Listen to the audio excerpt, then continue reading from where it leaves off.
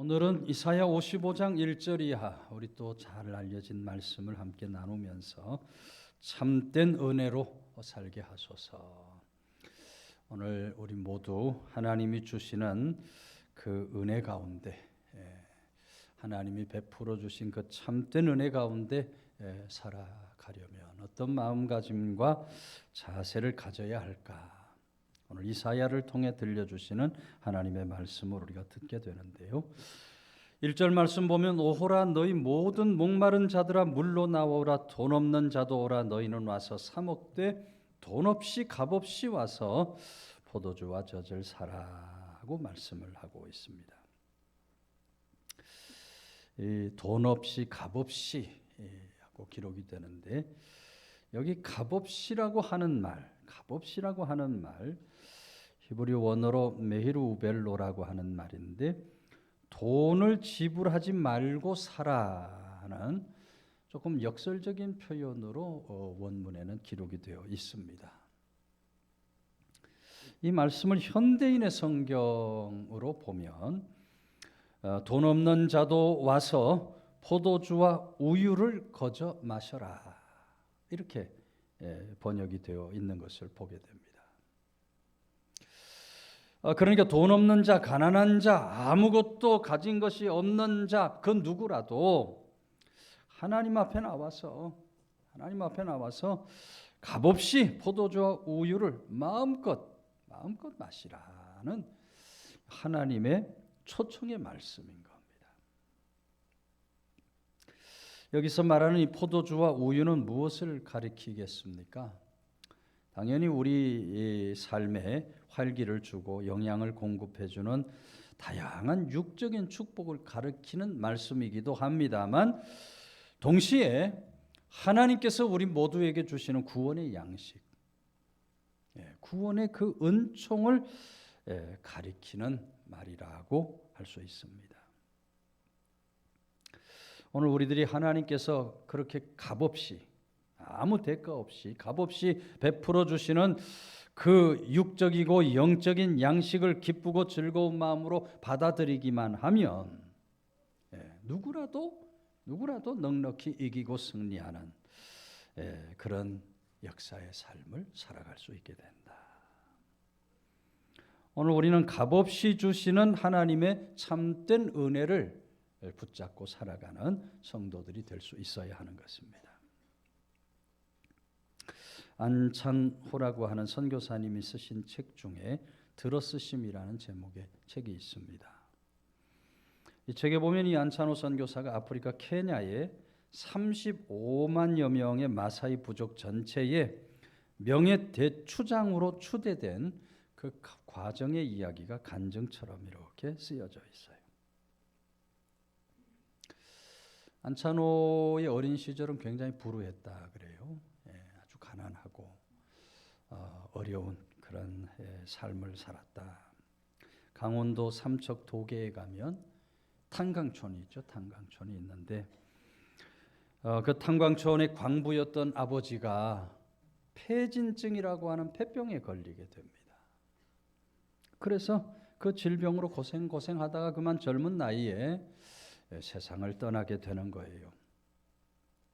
당시 안찬호는 고등학교를 다니고 있었는데 갑자기 아버지가 세상을 떠나게 되니까 뭐 생계부터 학비부터 이게 너무너무 어렵고 힘든 삶이 오는 겁니다. 어쩔 수 없이 방학 때가 되면 탄광에 가서 아르바이트 일을 합니다. 아버지에게 보고 배운 것이 그거니까 거기 가서 아르바이트 일을 하는 거예요. 근데 아무리 일을 해도 학비를 도저히 감당할 수가 없어요. 그래서 고등학교를 중퇴하게 됩니다. 학교 그만둔 안찬호가 고등학교 그만두고 할 일이 뭐가 있어요? 아버지에게 보고 들은 광부밖에는 할 일이 없는 겁니다. 광부로 취직을 합니다. 이 광부의 일, 탄광촌에서 일해본 사람 없겠습니다만은 탄광촌에서 일한다는 것이 너무너무 고된 일이거든요. 고되고 매일매일 지쳐서 돌아오는 안찬호가 이미 10대 후반부터 날마다 술에 빠져서 세월을 보내게 되는 겁니다. 근데 그러던 중 어느 날 탄강에 갱도가 무너져 버리는 큰 사고가 일어나게 됩니다. 갱도가 무너져서 갱도에 갇힌 이 안찬호 그 옆에 잘 아는 어떤 광부 아저씨가 안찬호에게 물어요. 찬호야, 너 예수님 믿고 있니? 하고 물으니까 안찬호가 뭐 기가 막힌 거죠. 어이가 없는 거예요. 지금 갱이 무너져서 다 죽게 생겼는데, 갑자기 뭔 예수 타령을 하시나? 그런 생각을 하면서 저 예수 안 믿습니다. 안 믿습니다. 그러니까 이 아저씨가 하는 말이 내가 그동안 경험으로 미루어 볼 때 우리가 이 갇힌 갱 안에서 살아나가지 못할지도 모른다. 다시 말하면 죽을 수도 있다는 얘기죠. 만일 천국과 지옥이 있다면 너는 죽어서 어디로 갈 것이라고 생각하니? 찬호야, 지금도 늦지 않았어. 십자가에 달리신 예수님 믿기만 하면 아무런 값 없이 구원을 받을 수 있고 아무런 값 없이 천국에 갈 수 있어. 너 어떻게 하겠니? 하고 물으니까 그 순간 이 안찬호가 믿져야 본전 아니겠나 생각이 들어요. 믿져야 본전 아니겠나. 그래서 그 아저씨 손을 잡고 그 갱도에서 무릎을 꿇고 영접 기도를 하는 겁니다. 영접 기도 해보신 분들이 계시겠는데 아저씨가 기도하는 그 기도를 따라서 예수님 영접하는 그런 기도를 하는데 기도하는 도중에 갑자기 눈물이 왈칵 쏟아지더라는 거예요. 그러다가 급기야는 막 대성통곡을 하다가 이 안찬호가 그냥 실신을 하고 말았어요. 의식을 잃어버리고 말았어요. 의식을 차리고 깨어났을 때 병원에 누워 있는 겁니다. 자신은 기적처럼 그렇게 구조가 됐는데 안타깝게도 자신에게 복음 전해준 그 광부 아저씨는 그만 그 안에서 죽고 말았다는 그런 비보를 듣게 돼요. 안찬호가 나를 살리고 정작 광부 아저씨는 죽고 말았구나. 가슴이 막 찢어지는 거죠. 그 후에 그 광부 아저씨가 마지막 순간 전해주었던 그 복음, 구원의 말씀을 마음에 담고 안찬호가 신학을 공부하는 겁니다. 목사가 되고요. 선교사의 길을 떠나게 됩니다. 30년이 넘는 인생을 아프리카 케냐 마사이족에 가서 복음 전하는 사명을 감당해요. 선교사 된 후에도 수없이 많은 죽을 고비를 넘겼다 그래요. 뭐 아프리카 마사이족들이 얼마나 사나워요. 얼마나 사나워요. 죽을 고비가 많았다. 근데 그런 위기 가운데서도 이 마사이족 거주지에 34개의 교회를 세우고요. 34개의 교회를 세우고 44개의 유치원과 초등학교를 세우고요. 3개의 중고등학교와 1개 신학대학을 세우게 되었다. 어마어마한 역사를 이룬 거죠. 선교사가 가서 학교 하나만 세워도 대단한 건데, 교회 하나만 세워도 대단한 건데 엄청난 선교의 역사를 아프리카 케냐에서 이루어낸 겁니다. 근데 그런 놀라운 성과를 이루어냈음에도 불구하고 이 안찬호 선교사 가는 곳마다 주님은 너무나도 무능하고 우둔한 저에게 값없이 구원의 은총을 주시고 사명을 주셨습니다. 저는 예수 그리스도 십자가 외에 아무것도 자랑할 것이 없습니다. 그렇게 고백하고 간증하며 살아가고 있다는 것입니다. 여러분, 오늘 우리들에게 주신 하나님의 은혜는 값없이 주신 은혜인 줄로 믿으시기를 바랍니다. 누구라도 이 은혜를, 값없이 주시는 은혜를 마음으로 믿음으로 받아들이기만 하면 넉넉히 세상도 믿음도 이기고 승리하며 살아갈 수 있어요.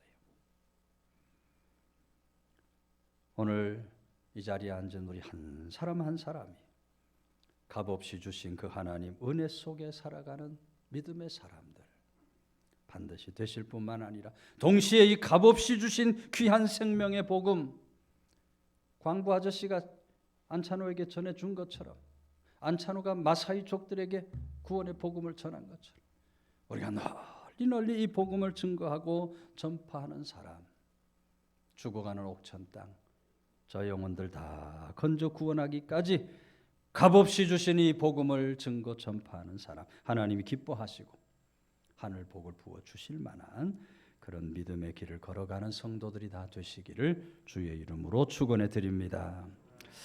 2절 말씀은 너희가 어찌하여 양식이 아닌 것을 위하여 은을 달아주며 배부르게 하지 못할 것을 위하여 수고하느냐. 내게 듣고 들을지어다. 그리하면 너희가 좋은 것을 먹을 것이며 너희 자신들이 기름진 것으로 즐거움을 얻으리라.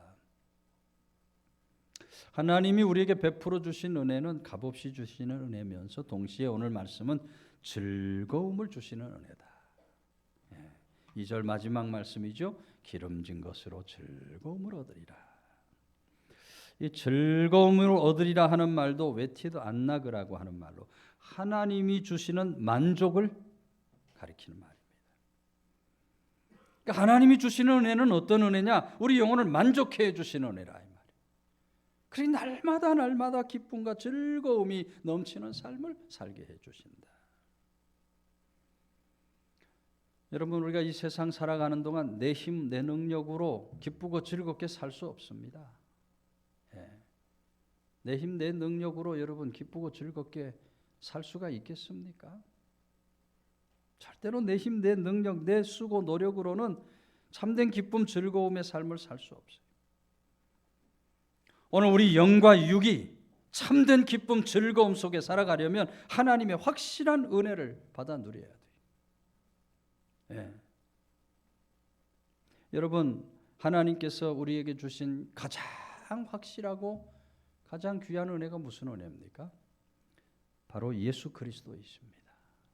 예수 그리스도예요.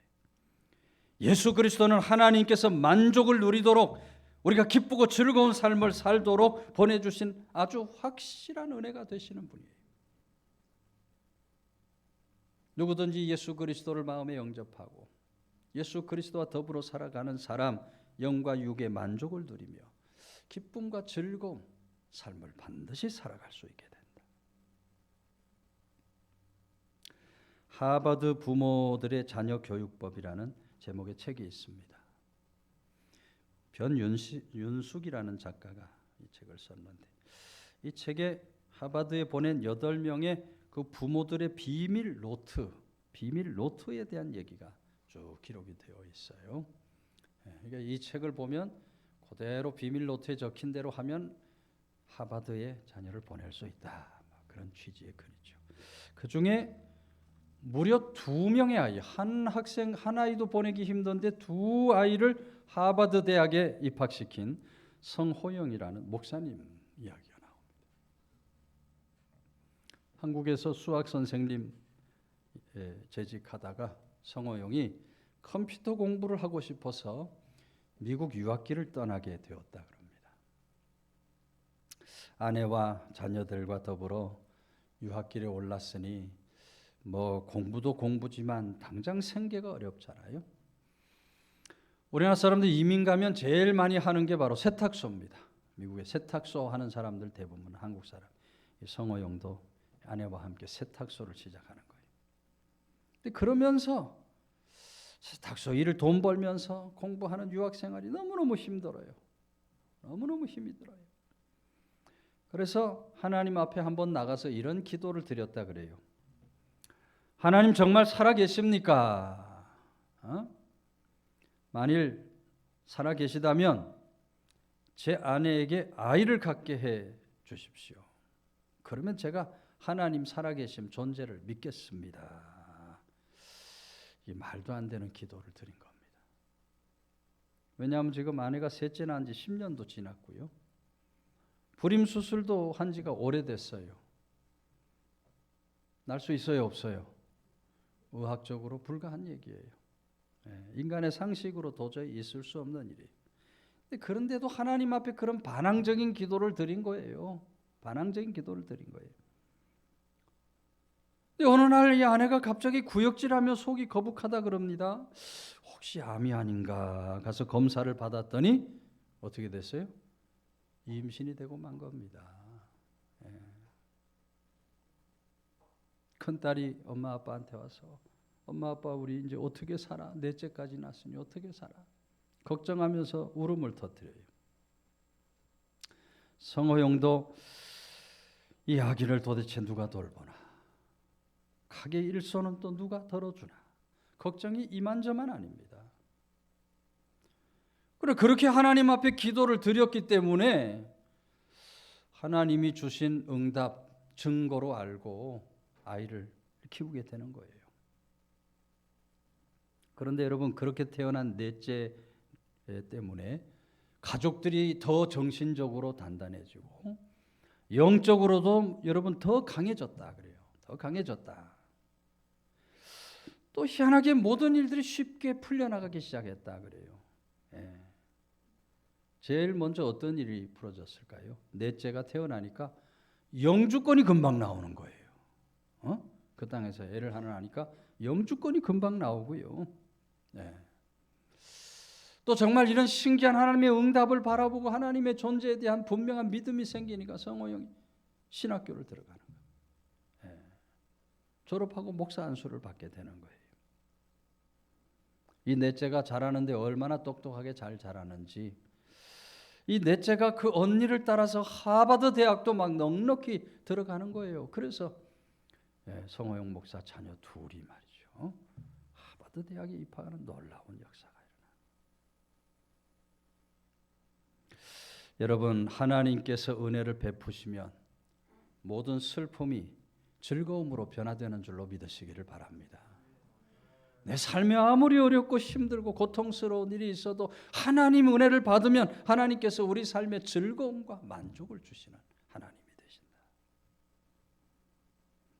오늘 우리 모두 언제나 하나님이 베푸시는 참된 은혜 가운데 살아가는 사람, 그래서 날마다 기쁩니다. 즐겁습니다. 믿음의 고백을 드리며 살아가는 귀한 주의 권속들 다 되시기를 주의 이름으로 축원해 드립니다. 마지막 3절은 너희는 귀를 기울이고 내게로 나와 들으라. 그리하면 너희 영혼이 살리라. 내가 너희를 위하여 영원한 언약을 맺으리니 곧 다윗에게 허락한 확실한 은혜니라. 여러분 하나님 베풀어 주시는 은혜는 값없이 주시는 은혜고 즐거움을 얻게 하시는 은혜. 마지막 3절은 영원히 살게 하는 너희 영원히 살리라. 영원히 살게 하는 은혜를 베풀어 주신다. 영원히 살리라 하는 말도 나프시켐 우데이라는 말인데 새 생명을 누리며 구원을 얻는다. 그런 의미의 말입니다. 새 생명을 누리며 구원을 얻는다. 여러분 하나님의 확실한 은혜는요. 죽어가는 사람 그 영혼을 살려내는 그런 은혜입니다. 전에는 우리가 다 죄와 사망의 종살이를 했어요. 이 죄와 사망의 권세 아래 우리는 영원한 지옥 형벌에 이를 수밖에 없는 존재들이었어요. 그런데 하나님의 은혜가 주어지면 어떻게 돼요? 죄와 사망의 권세는 다 깨어지고 새 생명의 역사가 일어나는 겁니다. 하나님의 자녀가 되고 하나님 백성이 되는 그런 놀라운 은혜를 우리가 받게 되는 것입니다. 여러분 우리가 육체의 건강을 위해서 매일 일정량의 양식을 취해야 합니다. 오늘 아침도 잘 들고 오셨죠? 오늘 아침 안 잡수고 오신 분은 없을 거라고 생각이 되는데 먹어야 돼요. 또 돌아가면 점심도 또 잘 드셔야 돼요. 우리 육체의 생명을 유지하기 위해서 우리가 양식을 잘 먹고 마셔야 돼요. 근데 그와 같이 우리 영이 건강하려면 우리가 날마다 영의 양식을 섭취해야 되는 겁니다. 영의 양식이 무엇입니까, 여러분? 영의 양식, 하나님의 말씀이죠. 그래서 오늘 2절의 말씀에도 중반절에도 그렇게 기록하잖아요. 내게 듣고 들을지어다. 하나님의 말씀 우리가 듣고 들어야 돼요. 그래야 좋은 것을 먹을 수 있어요. 3절의 말씀에도 너희는 귀를 기울이고 내게로 나와 들으라. 그러면 너희 영혼이 살 것이다. 하나님의 말씀을 우리가 날마다 먹고 마실 때에 여러분 우리 영이 사는 그런 하나님 은혜가 나타나는 겁니다. 왜 내 영이 이렇게 메마르고 내 영이 이렇게 갈급하고 내 영이 왜 이렇게 빼빼 말라가는가? 하나님 말씀을 듣지 않기 때문에, 말씀을 가까이 하지 않기 때문에 내 영이 메마르고 갈급해지는 거예요. 그러므로 우리는 날마다 말씀을 가까이 할 줄로 믿으시기 바랍니다. 말씀 앞으로 나가야 돼요. 하나님이 주시는 말씀, 어떤 말씀이든 아멘 순종하는 마음으로 살아가는 그런 사람, 영혼이 살아나는 그런 은혜 가운데 살아갈 수가 있게 됩니다. 영국에 에드워드 모트라는 사람이 있었습니다. 37살 되던 때까지 캐비넷 제조하는 제조공으로 일을 했다 그래요. 공장에서 여러분 일해보신 분들이 있을지 모르겠습니다만은 공장에서 일하는 거 쉽지 않습니다. 공장에서 일하는 게 참 쉽지 않아요. 또 수리공으로 일한다는 것이 쉽지 않아요. 얼마나 힘이 들고 고된지 날마다 그 입에서 원망 불평이 떠나질 않아요. 37 나이 되도록 난 도대체 왜 이 모양 이 꼴로 살아야 되나? 이렇게 사는 것은 이게 사는 것이 아니다 생각도 들고 말이에요. 삶의 의미도 삶의 소망도 보이지를 않습니다. 그런데 그러던 어느 겨울날인데 런던 거리를 이렇게 배회를 하다가 어떤 교회가 보여요. 그 교회로 들어가게 됩니다. 존 하이아트라는 목사님께서 그날 거듭나는 돌이라는 제목의 설교를 하고 계시는데 그 말씀을 듣는 순간 그래 나도 거듭나야지. 그런 영의 간절한 소망이 생겨 나도 거듭나야 하지 않겠는가. 그런 아주 강력한 영의 소원이 생기는 겁니다. 하나님 앞에 나아가 간절히 부르짖어 기도 간구하던 모트가 하나님의 은혜를 받게 되는 거예요. 성령 하나님의 임재를 체험하고 그 마음속에 진심으로 예수 그리스도를 영접하게 되는 거예요. 하나님 은혜를 체험하고 예수 그리스도를 그 마음에 모시니까 그 다음부터 삶이 완전히 달라져요.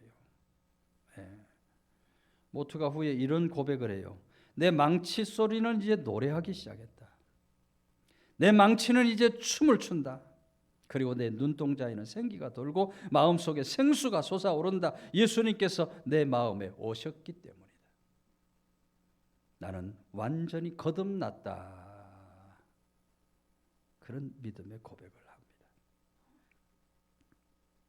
하나님의 말씀을 듣고 그 말씀에 순종하여 하나님 앞에 나아가니까 하나님께서 모트의 영혼이 살아나는 그런 놀라운 은혜를 베풀어 주신 겁니다.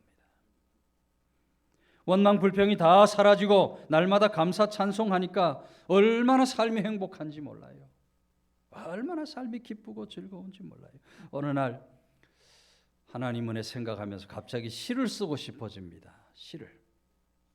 그래서 가까운 산 위로 올라갔다 그래요. 산 위에 올라가 보니까 커다란 바위 하나가 있는 겁니다. 그 바위 위에 올라서서 아래를 이렇게 내려다보면서 굳건한 반석이신 그리스도 위에 올라서 보니 땅의 모든 것들은 가라앉은 모래에 불과하구나. 그런 깨달음이 생기면서 굳건하신 반석 예수님을 생각하면서 시를 쓰기 시작합니다. 그 시를 쓰고 난 다음에 그 동네에 병들어서 시름시름하는 킹이라는 이름의 부인이 있거든요. 그 부인에게 그 시를 쓴 것을 갖다 보여줬다 그래요. 그랬더니 이 킹 부인이 그 시를 읽으면서 정말 마음과 영에 소망을 품게 되었다 그래요. 소망을 품게 되었다. 여러분 바로 그 시가 오늘 우리가 설교 후에 함께 부르게 될 찬송가 488장 이 몸의 소망 무언가. 이 몸의 소망 무언가 우리 주 예수뿐일세. 우리 주 예수 밖에는 믿으리 아주 없도다. 주 나의 반석이시니 그 위에 내가 서리라. 그 위에 내가 서리라. 무섭게 바람 부는 밤 물결이 높이 설릴 때 우리 주 크신 은혜의 소망에 닿을 주리라. 세상에 믿던 모든 것 끊어질 그날 되어도 구주의 언약 믿사와 내 소망 더욱 크리라. 바라던 천국 올라가 하나님 앞에 배울 때 구주의 의를 힘입어 어여시 바로 서리라. 주 나의 반석이시니 그 위에 내가 서리라. 여러분, 하나님이 주시는 은혜는 영혼을 회복시켜 주시는 은혜인 줄로 믿으시기를 바랍니다. 메말라가고 갈급해하는 그 영혼을 회복시켜 주시는 은혜예요. 하나님이 베풀어 주시는 은혜는 죽어가는 영혼도 살려내 주시는 그런 은혜를 베풀어 주시는 겁니다. 여러분, 오늘 우리가 그 하나님의 은혜를 받아 누리려면 어떻게 해야 된다는 거예요? 하나님의 말씀으로 가까이 가야 합니다. 말씀에 귀를 기울이며 살아갈 수 있어야. 신명기 8장 3절 사람이 떡으로만 살 것이 아니요 하나님의 입으로부터 나오는 모든 말씀으로 살 것이니라. 이 말씀은 떡을 무시하라는 말씀이 아니에요. 떡도 중요하죠. 우리 삶의 양식이 중요합니다. 그러나 하나님의 입에서 나오는 말씀으로 우리가 영의 양식을 삼아야 우리가 진정으로 사는 그런 믿음의 사람이 될 수가 있다. 그러니 오늘 여러분 주일에 하나님의 성전 얼마나 잘 올라오셨습니까? 주일 성수 생명처럼 지켜야 하겠습니다만 여러분 예배를 소중히 여기고 가정에서도 우리가 말씀을 가까이 묵상하고 읽고 그런 삶에 힘써야 하지만 이렇게 하나님께서 부르시는 예배의 자리에 우리가 열심을 내어서 하나님 앞에 나와 하나님 말씀에 귀를 기울이고 그 말씀을 듣고 양식을 삼는 사람, 우리 영혼을 살려주시는 하나님의 참된 은혜 속에 살아가는 성도들이 다 되시기를 주의 이름으로 축원해 드립니다.